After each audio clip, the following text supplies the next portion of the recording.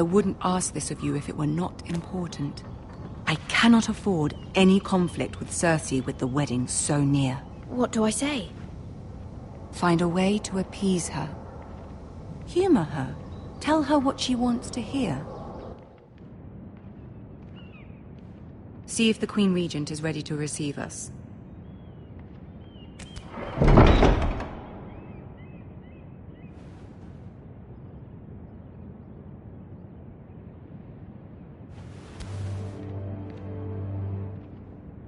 You'll be fine. I know you will. You may feel one thing, but you must say another.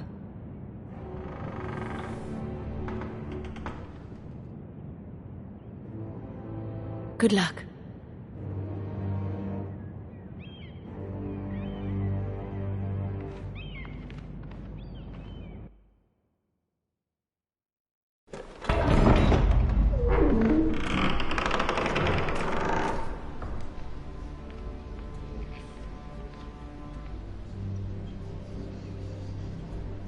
You can do this.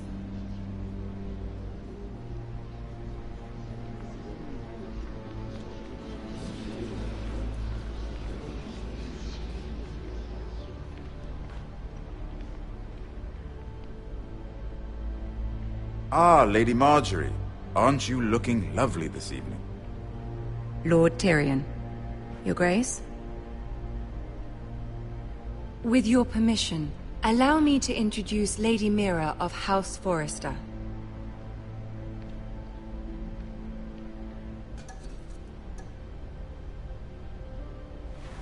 Your Grace. The girl knows her courtesies. Impressive. You may rise. House Forrester is a northern house loyal to the king. Are they? I beg your pardon, Your Grace. I wasn't talking to you. I want to hear from the girl. Is your family loyal to the king? Perhaps you should ask the new Lord Forrester. He's not here, is he? She is. Joffrey is the one true king, Your Grace.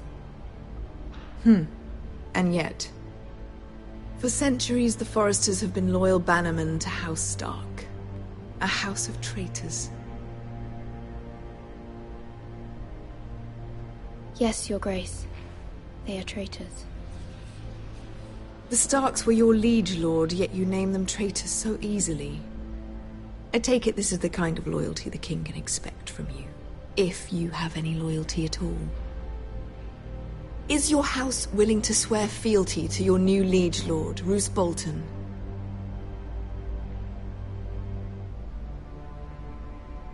He is the Warden of the North, Your Grace. He is. And I the Queen Regent, and Tyrion the Master of Coin. The girl has a remarkable talent for answering questions while in fact saying nothing at all. Old allegiances are not easily abandoned. But now that the war is over, we must look to rebuild and forge new alliances. There are ships and shields to be built, and Joffrey will need a steady supply of ironwood for his armies. I'm told there are others who would happily serve that purpose, but I trust we can rely on House Forrester. Forster Ironwood does seem rather unique. Yes, Your Grace. It would be a shame to see it fall into the hands of another house. I imagine you'd do almost anything to prevent that from happening, wouldn't you? Ask any Lannister, and they'd do whatever was necessary to save Casterly Rock. It would be unfortunate to see another house lay claim to what's yours. I won't dishonor myself, Your Grace. I see. What would you have the girl do, Cersei? It's not as if she fought beside the Starks, wielding a battle axe for the Northern Army. It raises an interesting question, I suppose. Can we truly blame those who end up on the wrong side of the war? Our dear Marjorie here was betrothed to Renly Baratheon on the false assumption that he would one day rule the Seven Kingdoms. Can we fault her for her mistake? Should she be held accountable?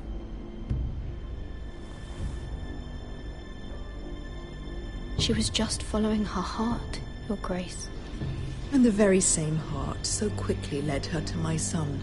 If there's a point to this, I hope you find it quickly. Loyalty can be such a hard thing to define.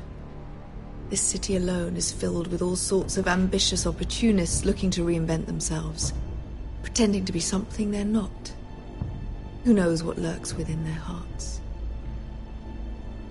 You are a girl from the north, here in service to Lady Marjorie. One can only assume her interests are yours. Yet loyalty to a king, that must be absolute, beyond question.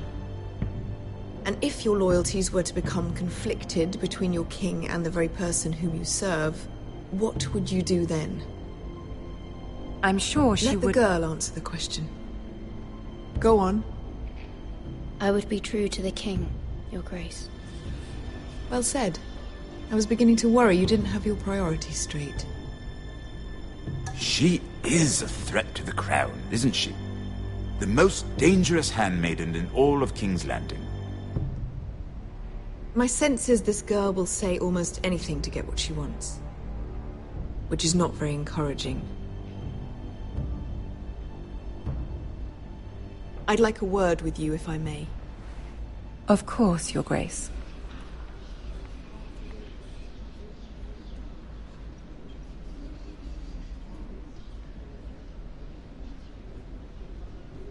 I'll walk you out. This may come as a surprise, but I met your father once, at the tourney at Lannisport. Even then he didn't trust Roose Bolton. We only spoke briefly, but your father struck me as an honorable man. You have my condolences for his loss. These would be trying times for your family, even under the best of circumstances. These are trying times, my lord. My family fears what might happen now that the Boltons rule the North. They must still answer to the crown. You shouldn't forget that, nor should they. That certainly took courage. To so publicly declare your loyalty to Joffrey for all to hear. Poor Lady Marjorie was humiliated, although Cersei seemed quite pleased. It was quite the first impression. I, of course, found it all highly entertaining. I did it for Lady Marjorie. Rather odd, if that's what she asked of you. But I'm sure she has your best interests at heart. My sister and I have our differences. She takes great pleasure in her little charades. I take mine in thwarting them. We must find our amusements where we can. She threatened to give your ironwood to another house. It is the Master of Coin who decides such matters. The crown needs boats. Boats need wood, and I speak for the crown in this regard, not her. What are you suggesting? I suppose the crown could be persuaded to secure ironwood from House Forrester. Lady Marjorie might not look favorably on such an alliance, and it would infuriate Cersei. Although what would be amusing for me might prove rather dangerous for you and your house. Are you willing to risk that? It may be far too dangerous. In fact, forget I even suggested such a thing. It's a risk I'm willing to take, Lord Tyrion. Please. You are a brave girl, aren't you? I'll consider it. Now, if you'll excuse me, I promised Sansa I would join her for dinner tonight. 3 beautiful bottles of Dornish wine await my arrival. The mere thought of them makes me thirsty already. Thank you for the advice, Lord Tyrion. Just be careful. This is not the North. King's Landing can be a nest of vipers to the uninitiated.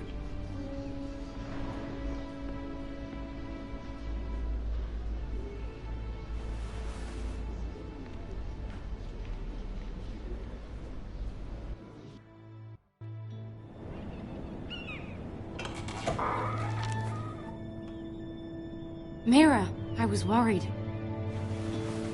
How was it? Cersei has a way of looking at you as though you're nothing. It's more than a little intimidating. It didn't go very well. I'm sorry. Cersei is known for being rather difficult. But at least it's over now. Lady Marjorie has spent the entire day working on seating arrangements for the wedding. Of course, you and I are seated way at the back, here with the 4th cousins and the 9th-born sons. Ah, Sir Jaime. I wouldn't mind tarnishing that white cloak of his. Sarah! What? It's true. And Oberyn Martell, the Red Viper. I'm told he has a paramour, which I doubt is Dornish for wife. You'll get us in trouble. We're just having some fun. Perhaps Lady Marjorie could make the right introductions. Who knows? We might meet our future husbands. Although, marrying a king, I can only imagine what that would be like. Would you marry Joffrey if it meant you'd become queen? He does have a certain look about him, and he's always treated Lady Marjorie well, which is more than you can say for his mother. I'd marry anyone if it helped my family. Right, of course. Well, I would marry him. Imagine the power you would have as Queen of the Seven Kingdoms. I might even allow you to be my handmaiden. Let's see, who else should we marry off? Brienne of Tarth and Tyrion Lannister. What a perfect match! Sir Bronn and... What are you doing?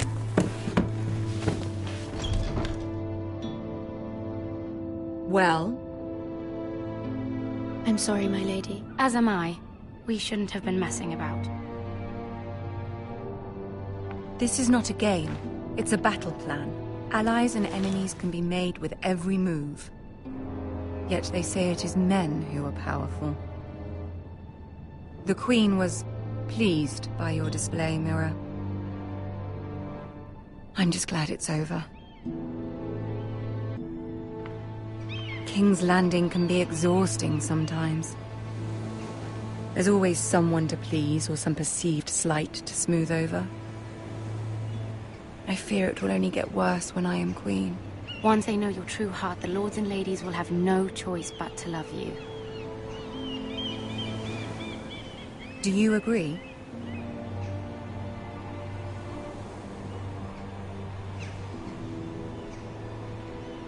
Once you are queen, the lords and ladies will do their best to please you.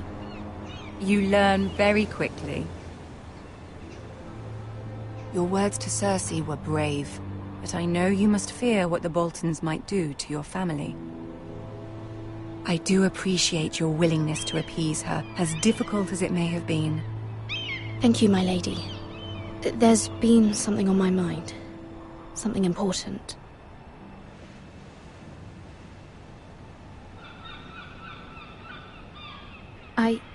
I did have a favor to ask of you in return. Whatever you wish to say, you can say it in front of Sarah. There are no secrets between us. It's about my family. I trust her.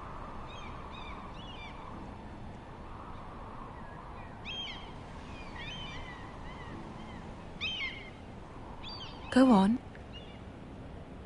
Ask. Forgive me, my lady. I wouldn't otherwise ask this of you, but my mother insisted. It's about my family. Ramsay Snow. What would you have me do? My mother fears our family will suffer if Ramsay is left to do as he likes. She thought, if a raven could be sent to the Boltons to let them know House Forrester has the protection of the crown. I know it's a lot to ask of you, and I wouldn't otherwise, but she insisted.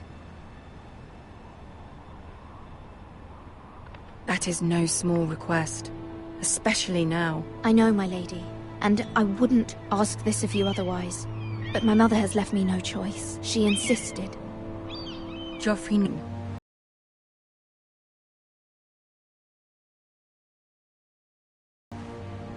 Is the situation that dire? You can't, my lady! King Joffrey won't like it. Just think how he turned on Lady Sansa.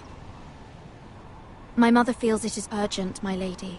She's unfamiliar with King's Landing and its politics. I hope you can understand that. Very well.